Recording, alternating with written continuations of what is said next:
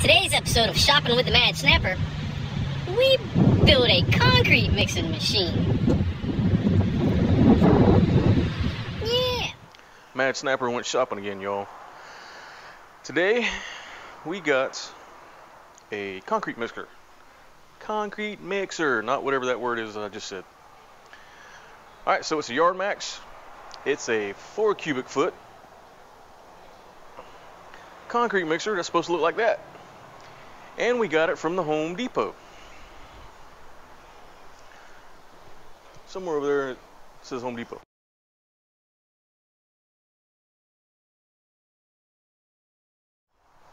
Anyway, it's on the cheaper side. Most concrete mixers are 1.6 cubic feet and they're $200, $300.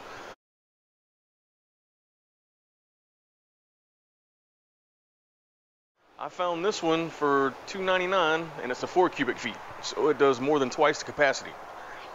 Let's unbox it and see what happens. Here we go. Be right back with you. 1 Magnum, 2 Magnum, 3, and the Roush.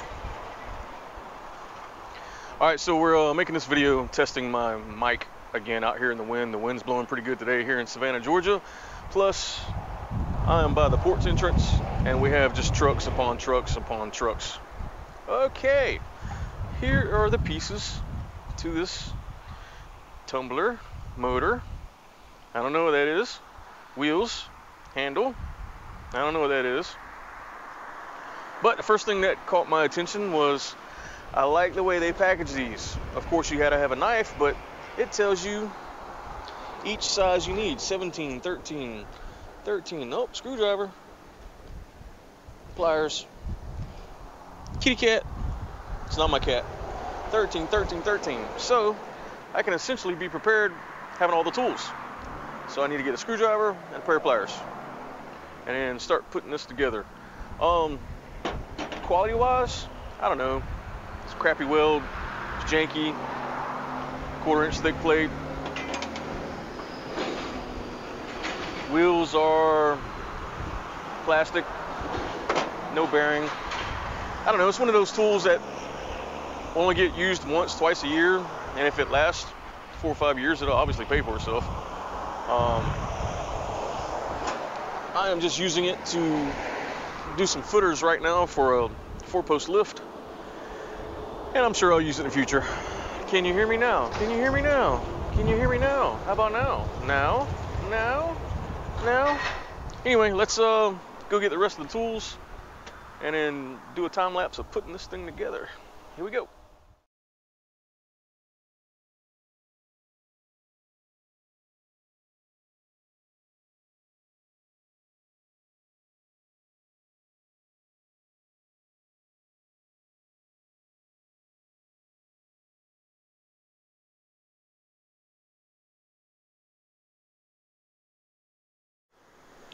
So far so good.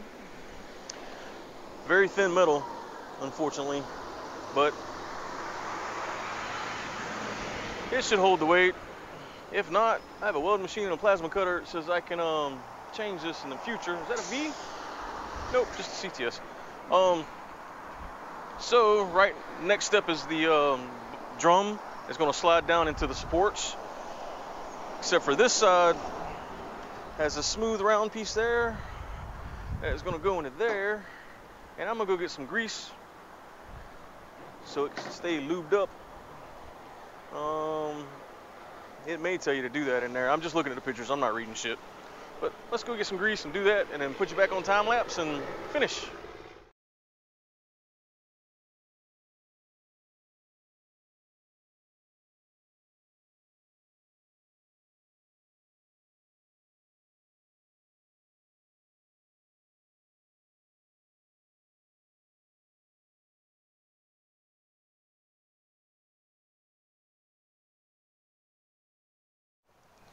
Couple things I wanted to show in a little bit more detail. So see the arrows, make sure the arrows are lined up. That'll help out. Line up all these, and then down here on the inside, the way these blades go, so this little rubber washer, it says leather washer in the instructions. but it's rubber. That'll hold that bolt in place while you place the mixing blade. And then it looks like it's not going to fit, but it's designed to put pressure on it. So once you put it in there, tighten up the bottom one, then you'll have to bend it down because it's springy. Bang, bang, bang, bang, bang. And then you'll put that in there. Anyway, so far that's about the only snag that may be a little confusing. So I just figured I'd show that to you. I'll tighten these up, put these on there, and get right back at you. Here we go. Well, that's not good. I wish I could help him.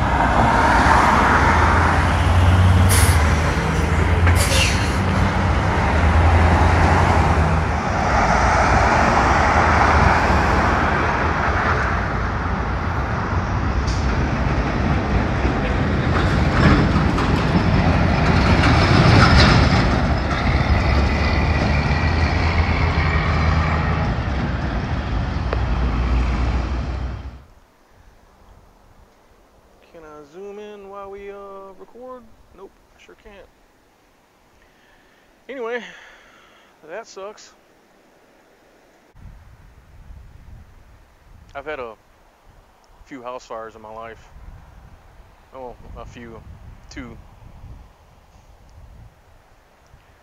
So I know how the dude feels. Had a motorcycle catch on fire too. I don't think I've ever had a car catch on fire, at least not one of my own. Ha ha ha.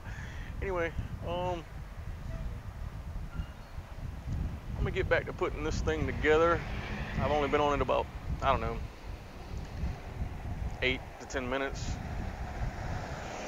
But I'm gonna put it back on time lapse, and I'm gonna keep it where that's in the background so we can watch the fire folks do their job. Dang, that sucks. The fire department is literally 2 miles away on either side.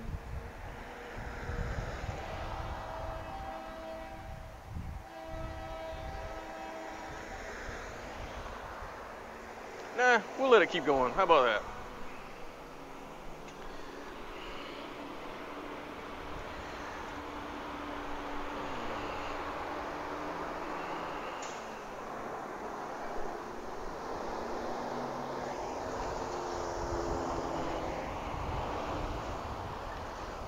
We can multitask. Here's the fire department. That thing is 100% unsavable.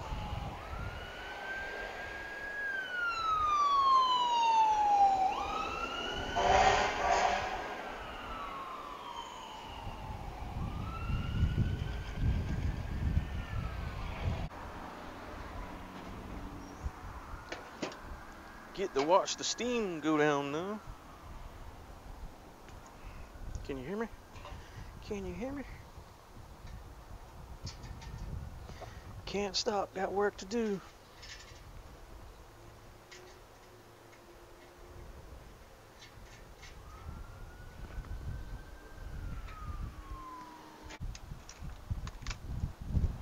And that thing pulled right up. Oh, it's next to it. I was like, that's awfully close.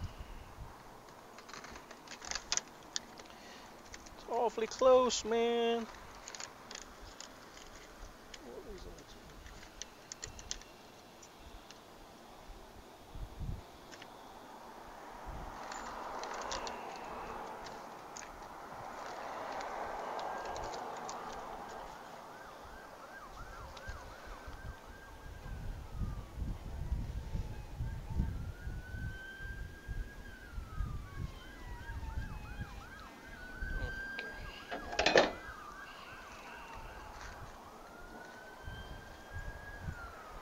Steamy, steamy.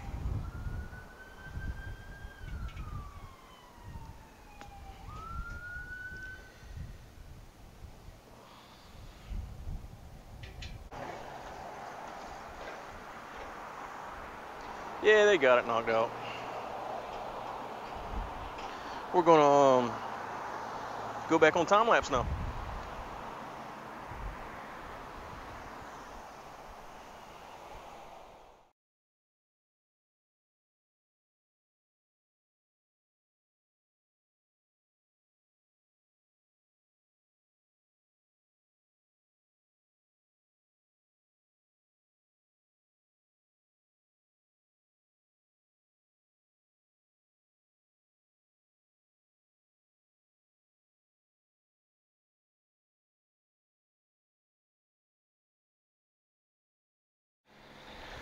Well, they got the fire out very, very, very, very quick.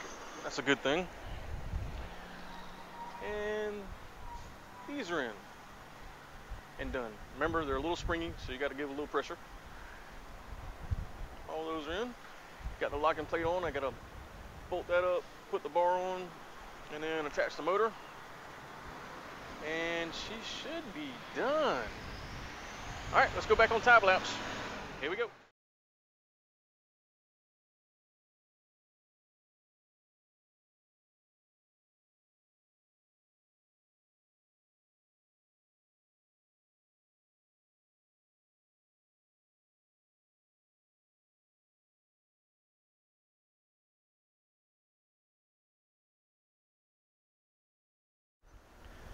All right, that's that. Took me probably 30 minutes total.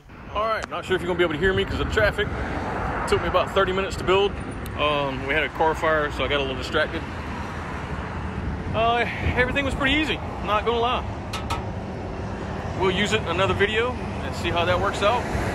But as far as a cheap concrete mixing machine, it's built a little better than I expected in some aspects. Legs are a little flimsy, but that keeps it light. I don't like the wheels not having real bearings, but hey, 300 bucks, I'm down. I used caliper brake and grease lube for all the pivot points, because obviously this is going to be around a bunch of dust, and that stuff was designed to be around brake dust. Anyway, there's all the tools I used: knife, screwdriver, pliers, 13, 17, and that was it. Yep. Thanks for watching.